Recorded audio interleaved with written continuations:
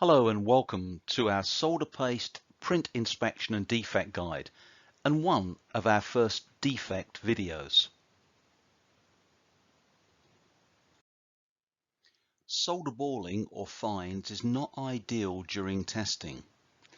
In this particular case, we are looking at comparing the performance of LTS, low temperature solder paste, with different alloys.